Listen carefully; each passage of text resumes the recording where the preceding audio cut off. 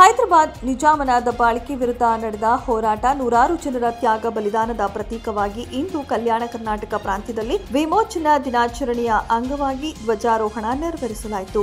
1947 August 15ರಂದು Bharat ದೇಶ ಬ್ರಿಟಿಷರ ಕಪಿಮುಷ್ಟಿಯಿಂದ ನಮಗೆ ಸ್ವಾತಂತ್ರ್ಯವನ್ನು ಪಡೆದುಕೊಂಡ ಆ ಬಳಿಕ ಅಖಂಡ 5 ಜಿಲ್ಲೆಗಳ ಯಾವುವು ಬೀದರ್, ಕಲಬುರಗಿ, ರಾಯಚೂರು, ಕೊಪ್ಪಳ, ಬಳ್ಳಾರಿ, ಈಗ 7 ಜಿಲ್ಲೆ ವಿಜಯನಗರ ಜಿಲ್ಲೆ.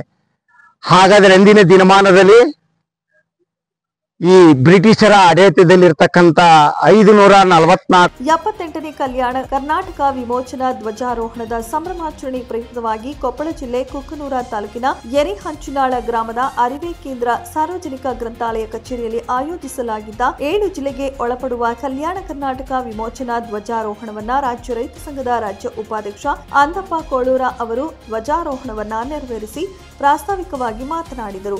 ಬಳಿಕ ಸರ್ಕಾರಿ ಕಿರಿಯ ಪ್ರಾಥಮಿಕ ಶಾಲೆಯ ಮುಖ್ಯೋಪಾಧ್ಯಾಯರಾದ ಶಂಕರಪ್ಪ ಹೊನ್ನಳ್ಳಿ ಧ್ವಜಾರೋಹಣ ಕುರಿತು ಮಾತನಾಡಿದರು. ಮೊದಲ ಬಾರಿಗೆ ನಮ್ಗೆ ಆಗಸ್ಟ್ 15ರ ಸ್ವತಂತ್ರ ದಿನಾಚರಣೆ 1ನೇದಾಗಿ ಆಚರಣೆ ಆಯಿತು.